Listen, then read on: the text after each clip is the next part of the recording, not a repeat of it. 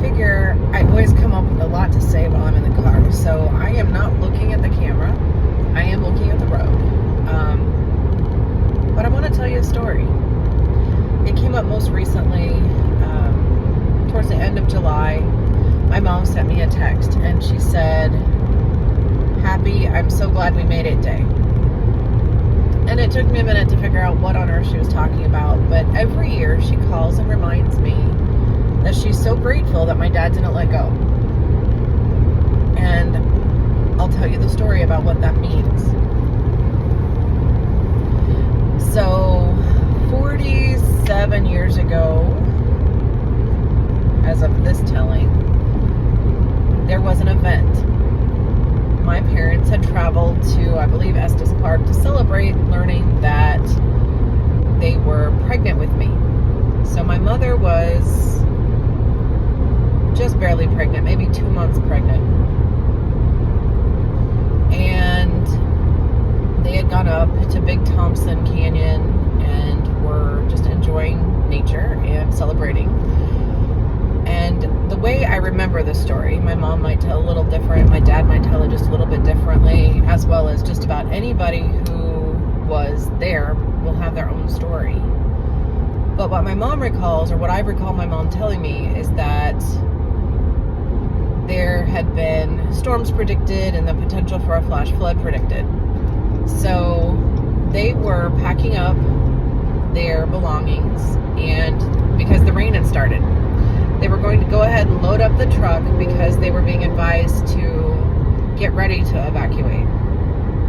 What I remember most is that my mom tells the story that they were on a second story room and they had a back patio, but there was no stairs off the back.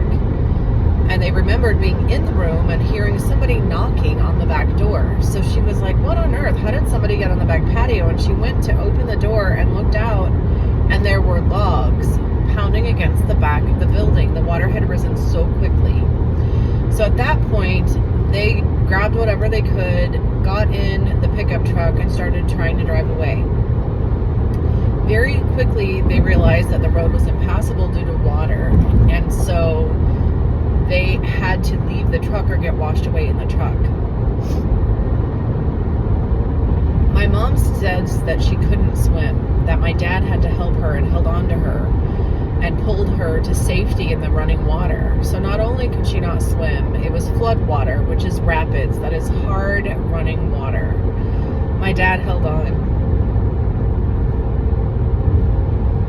And they managed to get to the side of a cliff,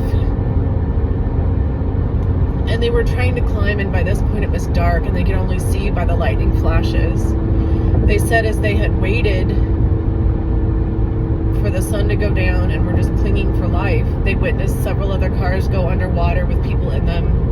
They saw people clinging to trees, and then they weren't there anymore.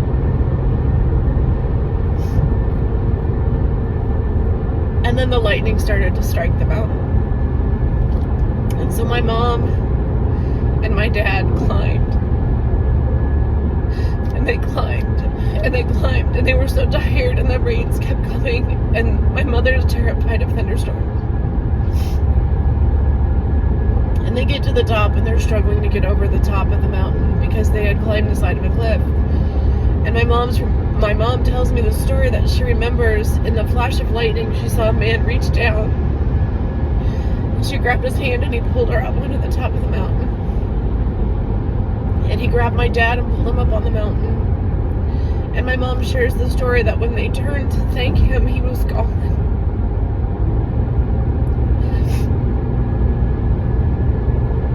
Apparently, according to many of the news stories, this was an experience that many survivors had.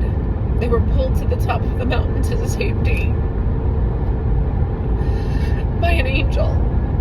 That's all they knew. They didn't know who had pulled them to the top, but they were safe, and then he was gone.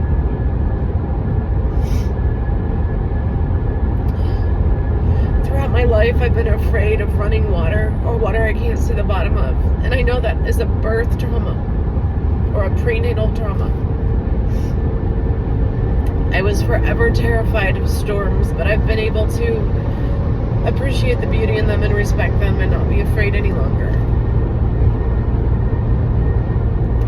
But the bigger point to this story is that I have a purpose. I am meant to be here. There is something big that I am here to do, and I pray every day that I am doing what I'm here to do. And so I keep looking, and I keep learning, and I keep trying, and I keep striving. And I do believe that I'm in my purpose work. And if it feels inauthentic, I will continue to try to tweak it until it feels like I'm doing exactly what God wants me to do. But I'm here for a reason. And I'm very grateful my dad held on. And I'm very grateful that that angel or person or whatever it was pulled my parents to the top of the mountain. We're all still here. My mom, my dad, and I. And my brothers.